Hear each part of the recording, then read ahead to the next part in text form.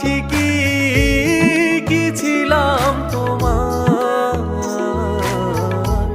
তোমার মতো তুমি শুধু করলাই অবিচার।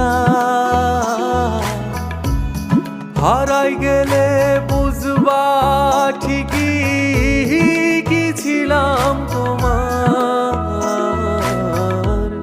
বুকের ভেতর আজও পুষি তোমার দেয়া ব্যথা।